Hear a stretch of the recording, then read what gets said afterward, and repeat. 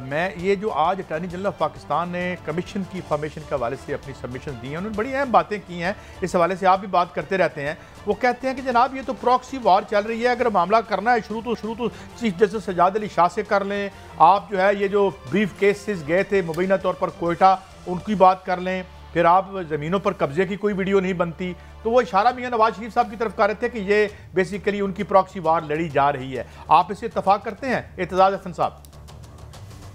उनकी प्रॉपर्टी क्या की जा रही है कि ये जो प्रॉक्सी वॉर है मियां साहब के लिए, ये जो कभी वीडियो आ जाती है, कभी जो है बंदा बयान हल्फी लेके आ जाता है, तो ये कह रहे हैं कि ये एक पर्सन स्पेसिफिक है।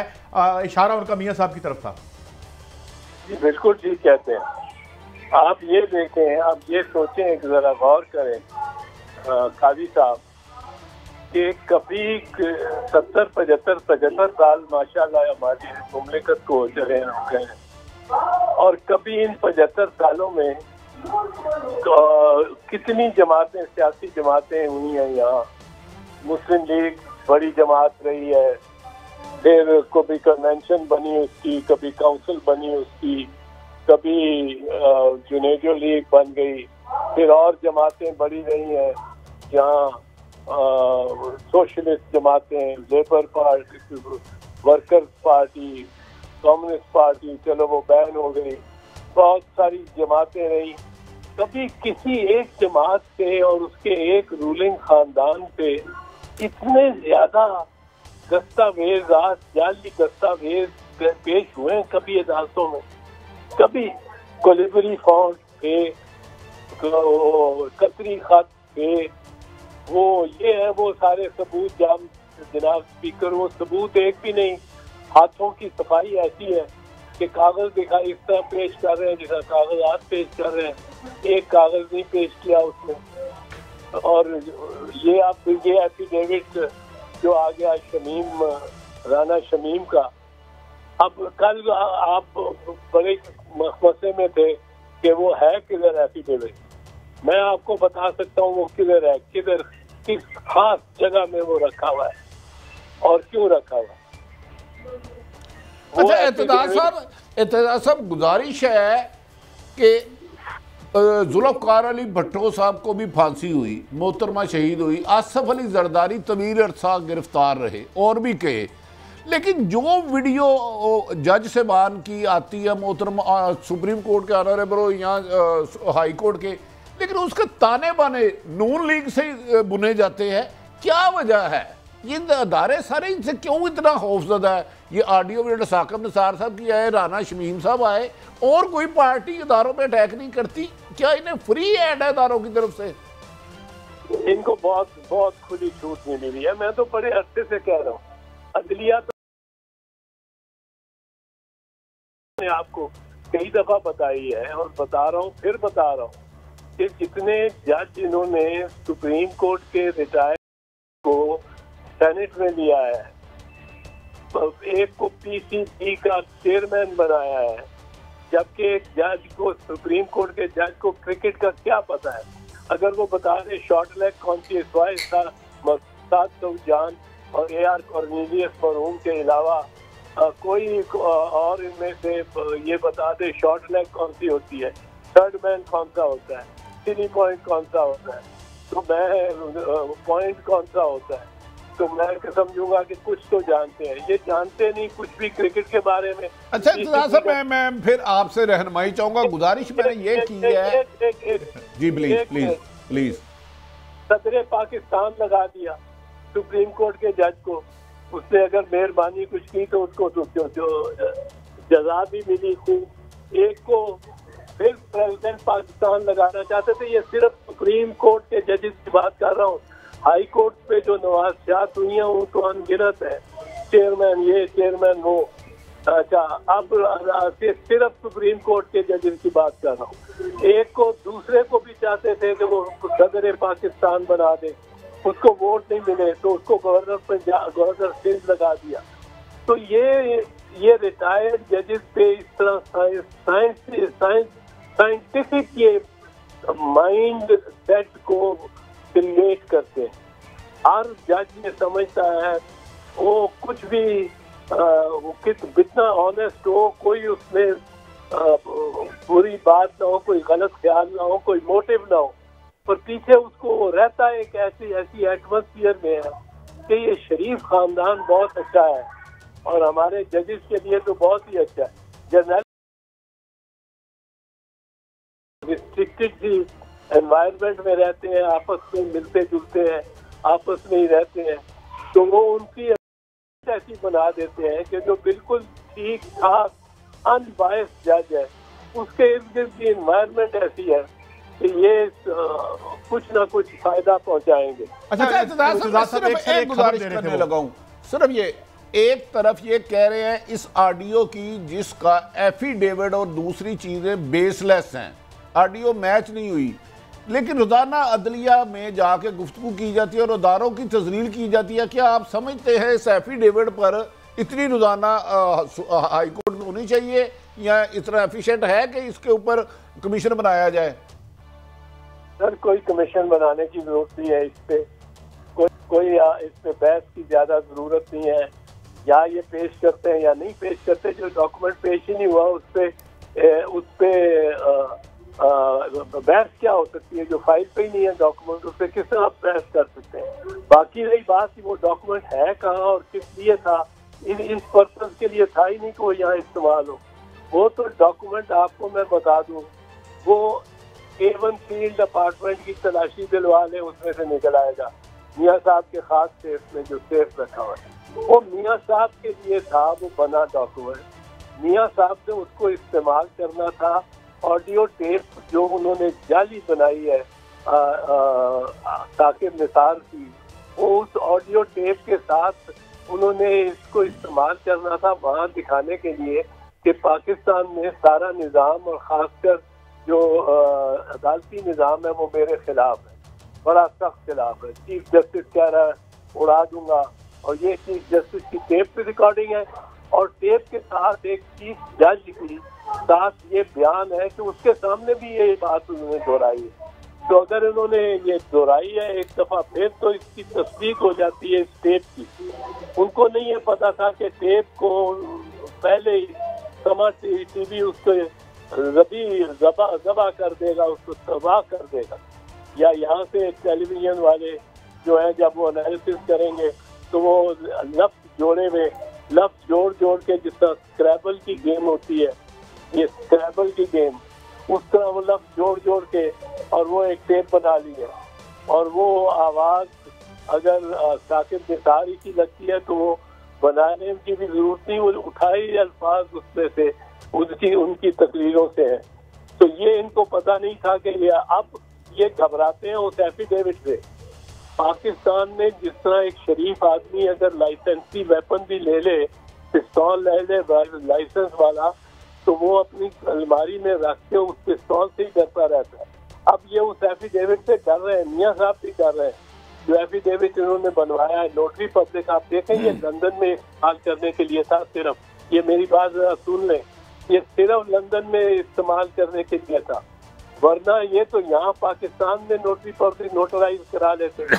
पर पाकिस्तान के नोटरी को लंदन के किसी अथॉरिटी ने नहीं मानना था, इसलिए लंदन में नोटराइज होना शमीम के राना शमीम के एफिडेविट का लंदन में नोटराइज होना जरूरी था, क्योंकि इन्होंने लंदन में इसको इस्तेमाल करना था। अब ये जरा घबराते हैं कि ये सारा जो है मामला ये तो बिखर गया है, तो बिखर गया फर्श पे जिस तरह गीटियां बिखर जाती हैं, ये तो अब सबके सामने उलट गया, बर्तन ही उलट गया। ये इनको अब बहुत प्रॉब्लम है। लेकिन वो एफिडेविट ये राना शमीम अगर आएगा भी या उसके तक पहुंचेगा भी, तो वो मियाँ नवाज शरीफ के सेफ में उन A1 फील्ड अपार्टमेंट। अच्छा इत्तेज़ार साहब, मैं थोड़ी सी वजाहत चाह रहा हूँ आपसे, समझ लूँ कि आज अटॉर्नी जनरल साहब ने तकरीबन डायरेक्ट उन्होंने कहा कि एक प्रॉक्सी वार है और असल वार जो कर रहा है वो बंदा नवाज शरीफ है। वो सारी केसर्स और बयान अल्फी के वाले से नाम लिए बगैर उन्होंने इनडायरेक्टली बिल्कुल नाम ले ही लिया तकरीबन। मेरा आपसे सवाल ये है कि क्या अब पाकिस्तान की जो अदालत है, अब हमारी जो हाई कोर्ट है, वो क्या इसमें वो नवाज शरीफ को एक मुलजम की हैसियत से बुला सकते हैं या वो इस केस का हिस्सा बन सकते हैं? क्योंकि इनडायरेक्टली तो सारे इल्ज़ाम उन पे, आज अटॉर्नी जनरल की सारी अगर आप बातें लें तो इल्ज़ाम तो उन पे लग रहा है।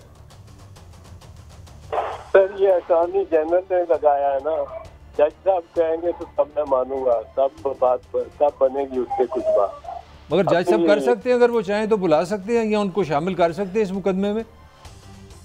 जज साहब चाहे तो मतलब है वो हुक्म दे सकते हैं तफ्तीश कराने का, डायरेक्टली तो शामिल उसका नहीं कर सकते, और उसके लिए वो उनको तफ्तीश में ऑर्डर कर सकते हैं। तफ्तीश में किसी बात से भी अपने सामने जो उनके हो, कोई मुकदमा हो, कोई मामला हो, उसके बारे में वो तफ्तीश इंक्वायरी का हुक्म दे सकते हैं। अच्छा इत्तेज़ाज़ साहब, इस तरह की फ्रिवलस किस्म की चीज़ें क्या ज़रूरी है कि उस पर कोई नोटिस लें और उन्हें बुलाएं, जो उनके मकसद को पूरा किया जाए, कि जो वो तो चाहते हैं कि हमारे केसेस ना सुने जाएं, उनकी अपीलें किसी तरफ ना लगें, तो don't you think we will be following into in their trap इस पे हम कोई प्रोसीडिंग शुरू कर दे अदालत तो?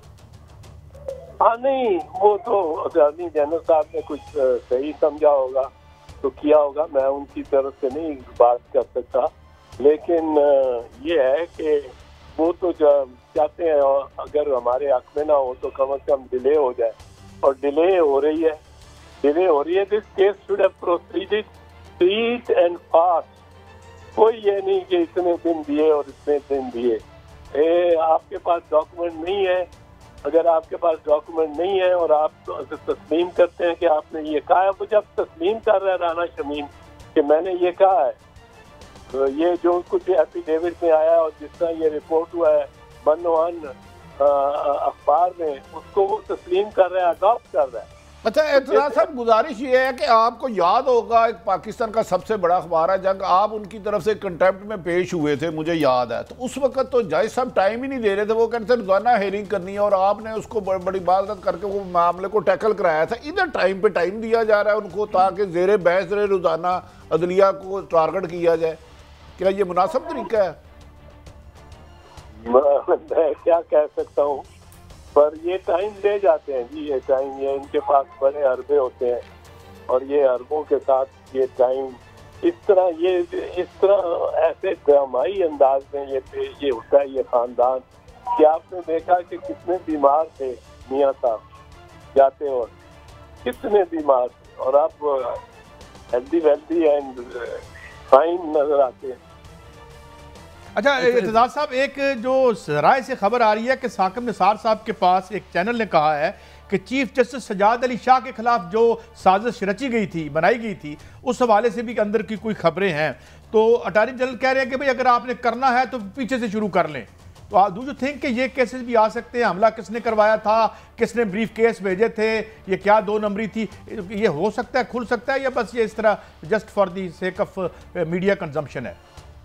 नहीं, खुल तो सकता है, क्योंकि अगर जुर्म हुआ है तो हमला हुआ है वो सुप्रीम कोर्ट पे, उस पे असल में हुआ पहले तो ये है कि पहला ट्रायल उसका एक हो चुका है, और उस ट्रायल में सजा मियाँ साहब और छोटे मियाँ साहब को नहीं दी गई, क्योंकि हालांकि इन्होंने सारा अरेंज इन्होंने किया था, सारी बसों को और बिरयानी खिलाई थी उनको रास्ते में, जो वर्कर्स को लेके आए थे लाहौर से और गुजरात से और दीगर शहरों से, और उनको खूब खिलाया पिलाया था, फिर ले गए थे हमला कराने के लिए, और हमले कराने की सजा 3 MPAs को, इनके MPAs को हुई थी, तारिक अजीज को, मियाँ मुनीर को, और एक और थे इसे अख्तर रसूल साहब को। ये 3 MPAs को सजा हुई थी कि इन्होंने हमला किया है। हमला कराने वाले को कुछ नहीं कहते। यही मैं कहता हूँ, आप देखें कि मलिक कयूम और राशिद अजीज, चीफ जस्टिस राशिद अजीज, जिन पे ये दबाव डालते हैं कि किसी को और आसिफ को सजा दो, वो सजा उसके मुताबिक दे देते हैं जो उनकी हिदायत होती है, और उनको तीनों जज निकाले जाते हैं अपने ओहदों से, लेकिन इनकी तरफ कोई नहीं देखता। ये आप देख लें, इनकी तरफ असल में तो इनकी शहबाज शरीफ की आवाज खुद आई हुई थी, खुद उसकी ऑडियो, और आज तक इन्होंने वो ऑडियो डिनाई नहीं किया। आज तक 20 साल से कितने हो चले। हाँ, और कोई 1.5-2-3 लाख मरतबा वो चल चुकी होगी ऑडियो। दुरुस्त फरमाया आपने एतजाज़ साहब। मैं आपसे सवाल करना चाह रहा हूँ, ट्रांसपेरेंसी इंटरनेशनल पाकिस्तान के मुताबिक जो उन्होंने एक सर्वे किया है, ये एक इदारा है बस जिस तरह के NGOs है, वो कह रहे हैं कि पाकिस्तान में हैं, और आपका तो बहुत ज़्यादा ताल्लुक़ रहा है पाकिस्तान की अदलिया से, और उसमें ये भी उन्होंने कहा कि 18 लाख से ज़्यादा जो हमारे केसेस हैं वो ज़ेरे इल्तवा हैं, और आप जैसे बताने की ज़रूरत नहीं है कि जस्टिस अगर डिले हो जाए तो वो कहते हैं जस्टिस डिनाइड है, आपको इंसाफ नहीं मिलता। इस पे आप क्या कहते हैं? ये जो ये इतने बड़ा बात की है कि नंबर 1 पे करप्शन पे उन्होंने कहा पुलिस है, नंबर 2 पे उन्होंने अदलिया को कहा है। मैं ये नहीं कह सकता हूँ, पर करप्शन तो बहुत है अदलिया में। इसके लिए जब इफ्तिखार मोहम्मद चौधरी बहाल हुए थे और वो 16 मार्च को 2009 को यूसुफ रज़ा गिलानी ने उनकी बहाली का ऐलान कर दिया था, तो 23 मार्च को उन्होंने बहाल होना था एक्चुअली। तो वो 3-4 दिन हमने काफी गौर में लगाए। पहले भी बहुत गौर करते थे, 24 घंटे साथ जो ड्राइव करते थे तो यही सोचते थे कि वापस अगर बहाल हो गया तो क्या करना है, क्या प्रायोरिटीज हमारी होनी है। हमारी से मुराद है, मेरी नहीं, पर जुडिशरी की या इफ्तिखार मोहम्मद चौधरी साहब, पर वो चौधरी साहब किसी और ही टैंक पे निकल गए। हम उनको याद दहानी कराते रह गए कि ये याद करें कि हमने डिले, और उसमें सबसे ज्यादा इम्पोर्टेंट था डिले नहीं होनी चाहिए, सबसे ज्यादा इम्पोर्टेंट। इंसाफ में थोड़ी सी कमी पेशी भी हो जाए पर डिले ना हो। और पर वो अपने ही एजेंडे पे निकल गए। अब उसका हम क्या कर सकते हैं? एतजाज़ साहब, नहायत एहतराम से आपने इफ्तिखार चौधरी साहब को कहा, अगर एतजाज़ एहसन साहब ना होते तो वो तहरीक कामयाब हो ही नहीं सकती थी। मैं उस वक्त खुद PUJ का प्रेसिडेंट था और यूनियन भी एक थी, और याद होगा कि इफ्तिखार चौधरी साहब लाहौर प्रेस क्लब भी तशरीफ लाए और आप ही साथ होते थे। क्या आप समझते हैं उसके बाद जो आपको उम्मीदें थी उनसे उन्होंने मायूस किया आपको इफ्तिखार चौधरी साहब ने? क्योंकि आप लोगों का तो मकसद अदलिया की आज़ादी था ना। जी बिल्कुल मायूस हुए, बहुत मायूस हुए। और उन्होंने ऐसी रीत डाली, बल्कि मैं कहता होता हूँ उसके 2 अनासर उसके प्रोडक्ट थे उस मूवमेंट के जो कि मनफी थे। मुस्बत तो बहुत थे कि नॉन वायलेंट थी, अदम तशद्दुद पे मबनी थी, हमने कोई फूल नहीं तोड़ा, कोई पत्ती नहीं टूटी, कोई शीशा नहीं टूटा। और 2 साल हम लोगों को मोबिलाइज, सारी कौम को मोबिलाइज करके लिए फिरते रहे सड़कों पे। फिर आखिर एक फौजी डिक्टेटर को निकाला, फिर डेमोक्रेटिक गवर्नमेंट को भी मजबूर किया कि हमारे मकासद को पूरा करें। तो लेकिन मनफी 2 थे, एक मुतशद्दिद वकला और एक मुतकब्बर जज। और मुतकब्बर जज में सबसे, चूंकि अगर जज अव्वल ही कुछ तकब्बर दिखाना शुरू कर दें तो बाकी जज तो सारे ही मुतकब्बर हो जाते हैं ना। तो वो हमें जरा डिसअपॉइंटमेंट हुई, कुछ देर तक याद कराते रहे उनको। फिर अब चीफ जस्टिस और एडवोकेट में बहुत ज्यादा फासला होता है, चाहे एडवोकेट ने उसके लिए चीफ जस्टिस के लिए कितनी मेहनत की हो ना की हो। तो आपने तो फायदा नहीं उठाया। मुझे याद है आपकी मिसेज भी हमारे एहतजाज में 3 महीने तशरीफ लाते रहे, आपके साहबजादे अली भी, लेकिन बाद लोगों ने तो खासे जज भी बनवा लिए थे उस तरीक के बाद, अगर आपको याद हो कि ना हो याद। बड़ा कुछ हो गया था। अच्छा एतजाज़ साहब, मैं आपकी मौजूदगी का एक फ़ायदा उठाना चाह रहा हूँ। मैं आपकी मौजूदगी का फ़ायदा उठाना चाह रहा हूँ। मीडिया में इस वक्त बड़ी इस तरह की खबरें आ रही हैं कि जी खान साहब ने बतौर पार्टी हेड जो इलेक्शन कमीशन को एक उन्होंने बयान हल्फिया दिया था कि हमारे 9 या 10 गैर मुल्की अकाउंट्स हैं फॉरेन फंडिंग के हवाले से, मगर स्टेट बैंक ने कहा वो 20 से ज़्यादा हैं। तो कहा यह जा रहा है कि अगर कोई जो हेड ऑफ पार्टी है जब वो हल्फी बयान देता है, अगर वो चीज़ गलत साबित हो तो उस पर 62-63 आर्टिकल के मुताबिक उसने सच नहीं बोला तो वो नाअहल हो सकते हैं। मैं इसकी थोड़ी सी लीगल आपसे बात समझना चाह रहा हूँ, ये कितनी सही बात है? अगर कोई एफिडेविट किसी का गलत साबित हो जाए तो मेरा ख्याल है ये हमारी जुडिशरी तो 62-63 लगा देगी। हमारी जुडिशरी से मुराद ये है कि हमारी जुडिशरी में मैं देखता हूँ कि सियासतदानों को देने का जरा ज्यादा ही जज्बा है, क्योंकि इन्होंने कभी 2 बोतलों पे नोटिस ले लिया, वो सारा सियासतदानों के खिलाफ था ना, और कभी कोई और छोटी सी बात पे नोटिस 2 मोटर नोटिस ले लिया, सारी एडमिनिस्ट्रेशन को तलब करके 2-2 3-3 दिन सारा दिन इंतजार कराते रहे सुप्रीम कोर्ट में।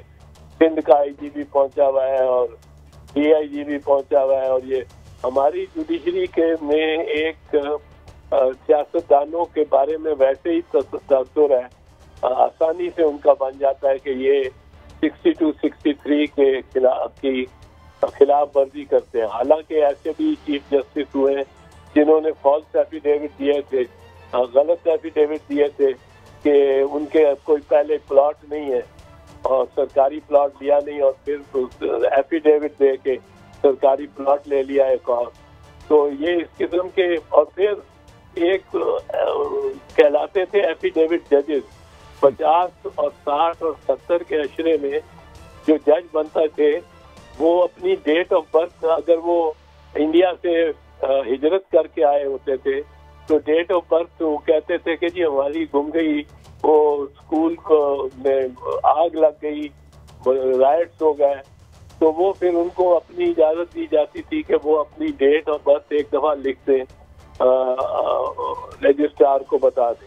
बहुत शुक्रिया एतजाज अहसन साहब, बड़ा मजा आ रहा था आपसे गुफ्तगू का, मगर ये वक्त कभी है।